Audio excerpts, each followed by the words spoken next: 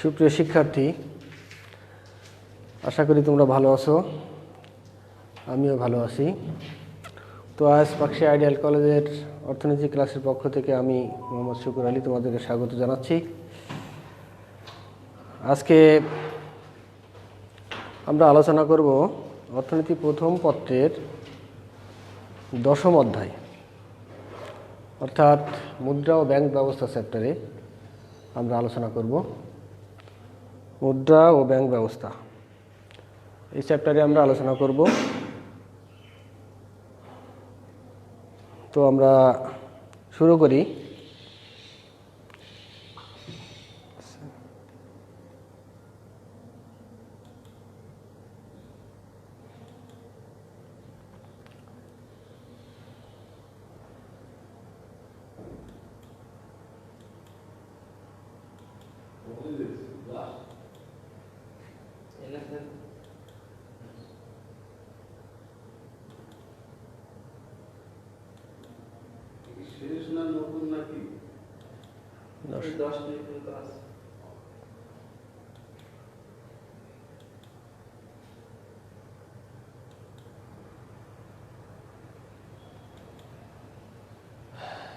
সুপ্রিয় শিক্ষার্থী, তোমরা কিছু ছবি দেখতে পাচ্ছ। ছবি দেখে আমরা বোঝার চেষ্টা করছি আসলে আমাদের বিষয়টা কি। আমরা ব্যাংক দেখলাম, টাকা দেখলাম। তাহলে আমাদের আজকের আলোচনা বিষয় মূলত মুদ্রা ও ব্যাংক ব্যবস্থা চ্যাপ্টারের মুদ্রা চাহিদা ও যোগান। আজকের পাঠ থেকে আমরা বিহিত মুদ্রা ও আমানত কি, অর্থের চাহিদার বিভিন্ন ধারণা, অর্থের যোগানের উপাদান ও নির্ধারকের ব্যাখ্যা, এই বিষয়গুলো আমরা জানব।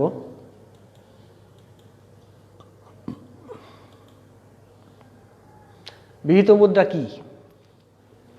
বিহিত মুদ্রা হচ্ছে সরকার আইন বলে যে মুদ্রা বা যে অর্থ বাজারে চালু করে এবং লেনদেনের ক্ষেত্রে যা জনগণ আইনত গ্রহণ করতে বাধ্য থাকে তাকে বিহিত মুদ্রা বলে।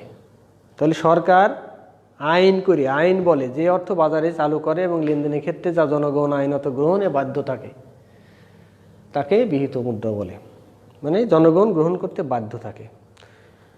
এই বিহিত মুদ্রা গ্রহণের সীমার দিক থেকে দুই ভাগে ভাগ করা যায়। গ্রহণের সীমার দিক থেকে মুদ্রাকে দুই ভাগে ভাগ করা যায়, যথা অসীম বিহিত মুদ্রা আর একটা আছে সসীম বিহিত মুদ্রা। অসীম বিহিত মুদ্রা মানে যে মুদ্রা লেনদেনের ক্ষেত্রে অসীম পরিমাণে ব্যবহার করা যাবে, গ্রহীতা নিতে বাধ্য থাকবে, সেটা আছে অসীম বিহিত মুদ্রা। যেমন 5 টাকার নোট থেকে শুরু করে 1000 টাকার নোট পর্যন্ত এই নোটগুলোর যে কোনো নোট দিয়ে যে কোনো পরিমাণ দেনাদায়িক পরিশোধ করা যাবে, গ্রহীতা সেটা গ্রহণ করতে বাধ্য থাকবে, এই জন্য অসীম বিহিত মুদ্রা। সসীম বিহিত মুদ্রা মানে যে মুদ্রা সীমিত পরিমাণ দিয়ে লেনদেন সম্পন্ন করা যাবে, সেটা আছে সসীম বিহিত মুদ্রা।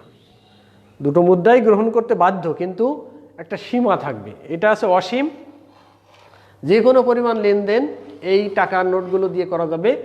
আর সসীম বিহিত মুদ্রা আছে সকল প্রকার ধাতব মুদ্রা, মানে কয়েন, ধাতব মুদ্রা যেগুলো আছে 5 টাকার কয়েন পর্যন্ত, এগুলো দিয়ে একটা সীমিত পর্যন্ত লেনদেন সম্পন্ন করা যাবে।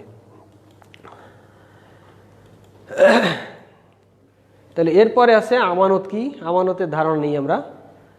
আমানত হচ্ছে মানুষ বিভিন্ন ধরনের হিসাবে অর্থ জমা রাখে। মানুষ বিভিন্ন ধরনের হিসাবে, ব্যাংকের বিভিন্ন ধরনের হিসাবে অর্থ জমা রাখে। এইসব জমাকৃত অর্থকে বলা হয় আমানত। মানুষের জমাকৃত অর্থকেই বলা হয় আমানত। সময়সীমার ভিত্তিতে আমানতকে দুই ভাগে ভাগ করা যায়। সময়সীমার ভিত্তিতে আমানতকে দুই ভাগে ভাগ করা যায়। এক হচ্ছে চাহিদা আমানত, আর একটা আছে মেয়াদি আমানত। চাহিদা আমানতটা হচ্ছে চাহিদা মাত্র গ্রাহককে ফেরত দিতে বাধ্য এমন আমানত হচ্ছে চাহিদা আমানত, মানে ব্যাংকে গেলেই টাকা তুলে নেওয়া যায় এমন আমানত হচ্ছে চাহিদা আমানত।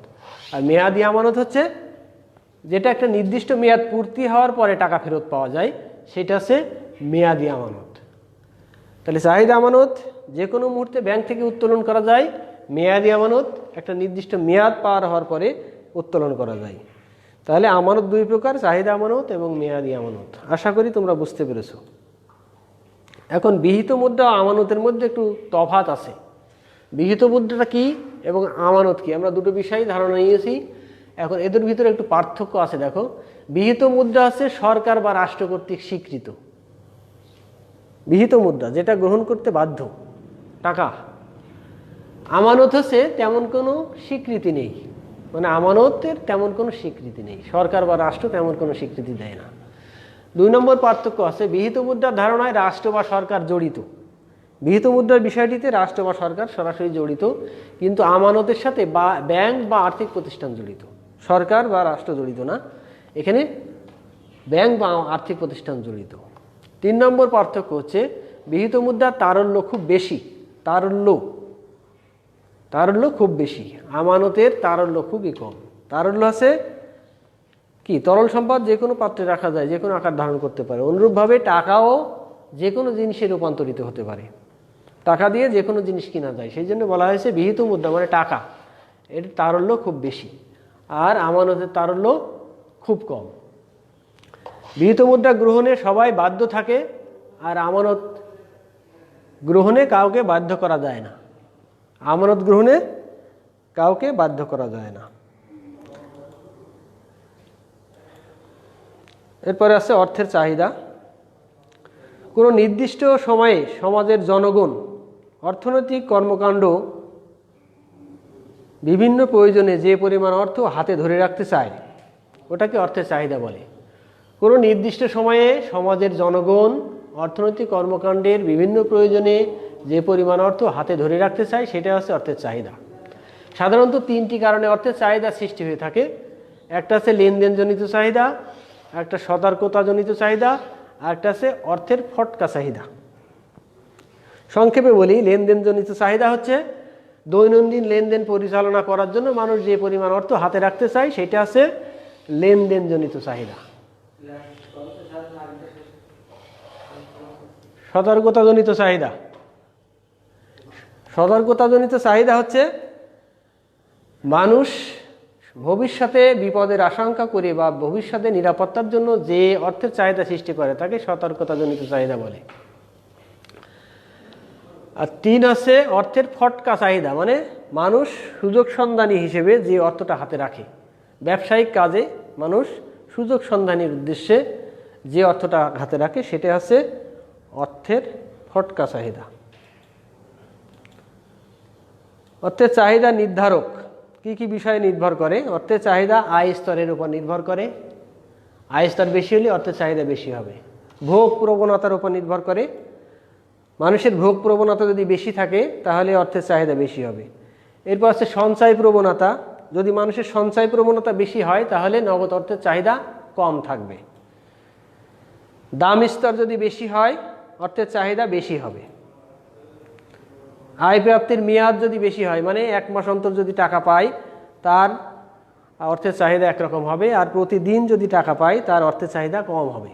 বেশি দিন পর পর টাকা পাওয়ার সম্ভাবনা থাকলে অর্থের চাহিদা বেশি হবে, আর অল্প দিন পর পর টাকা প্রাপ্তির সম্ভাবনা থাকলে অর্থের চাহিদা কম হবে। সুদের হার যদি বেশি হয় মানুষের হাতে টাকা রাখার ইচ্ছা কমে যাবে, মানে নগদ চাহিদা কমে যাবে। সুদের হার যদি কম হয় তাহলে নগদ চাহিদা বেড়ে যায়। মুদ্রা বাজারের অবস্থা যদি ভালো হয়, উন্নত হয়, তাহলে মানুষ নগদ অর্থ বেশি হাতে রাখবে না। আর যদি মুদ্রা বাজার অনুন্নত হয় তাহলে মানুষ বেশি নগদ অর্থ হাতে রাখবে। ভবিষ্যৎ প্রত্যাশা, মানুষের ভবিষ্যৎ প্রত্যাশা যদি আরও উন্নত জীবন হবে, আরও বেতন বাড়বে, আরও আয় বাড়বে এমন হয়, তাহলে মানুষের নগদ চাহিদা বাড়বে। আর যদি উল্টা হয় তাহলে নগদ চাহিদা কমবে। সামাজিক নিরাপত্তা যদি মানুষের থাকে, তাহলে নগদ চাহিদা কম হয়, জমানোর ইচ্ছা করে। আর যদি সামাজিক নিরাপত্তা না থাকে তাহলে এটা উল্টা হয়।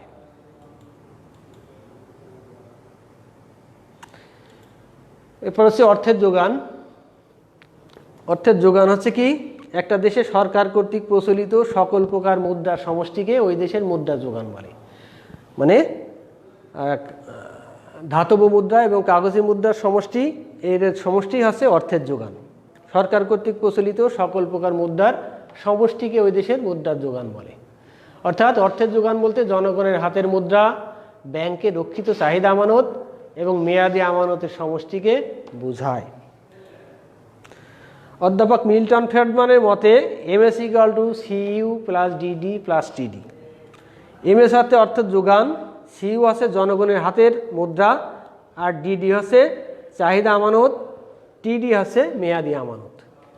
এই তিনটে উপাদানের সমষ্টি হচ্ছে অর্থের যোগান।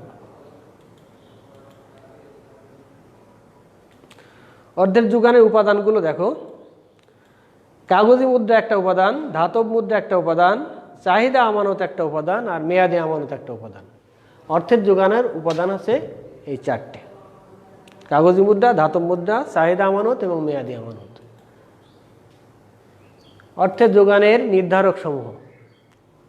অর্থের যোগান কি কি বিষয়ের উপর নির্ভর করে? কাগজি ও ধাতব মুদ্রার উপর নির্ভর করে। এই যদি বেশি থাকে বাজারে তাহলে অর্থের যোগান বেশি থাকবে। মেয়াদি আমানত, মেয়াদি আমানত যদি বেশি থাকে তাহলে অর্থের যোগান কম থাকবে, মানে টাকা পয়সা ব্যাংকে রাখা রয়েছে তাহলে হাতে কম থাকবে। রিজার্ভ অনুপাত, ব্যাংকের রিজার্ভ অনুপাত যদি বেশি হয় তাহলে মানুষের অর্থের যোগান কম থাকবে। রিজার্ভ অনুপাত বেশি থাকলে অর্থের যোগান কম থাকবে, কম থাকলে অর্থের যোগান বেশি থাকবে। বৈদেশিক মুদ্রার রিজার্ভ যদি বেশি আসে, আমাদের দেশে যদি বিদেশি মুদ্রা বেশি থাকে তাহলে আমাদের অর্থের যোগান বাড়বে, যদি কম থাকে অর্থের যোগান কমবে। বৈদেশিক ঋণ যদি বেশি আসে আমাদের দেশে তাহলে আমাদের হাতে টাকা বেশি হয়ে যাবে, অর্থের যোগান বাড়বে, নতুবা অর্থের যোগান কমবে। ঋণ নীতি যদি উদার ঋণ নীতি হয়, উদার ঋণ নীতি হলে কি হবে? জনগণের হাতে টাকা চলে আসবে, অর্থের যোগান বাড়বে। আর উদার ঋণ নীতি না হলে অর্থের যোগান কমবে। ঘাটতি ব্যয় নীতি যদি সরকার অবলম্বন করে অর্থের যোগান বাড়বে, আর ঘাটতি ব্যয় নীতি যদি সরকার না করে তাহলে অর্থের যোগান কমবে। তো আজকে এই পর্যন্তই। তোমরা সবাই ভালো থাকো, সুস্থ থাকো, সুন্দর থাকো, এই কামনা শেষ করছি। আল্লাহ হাফেজ।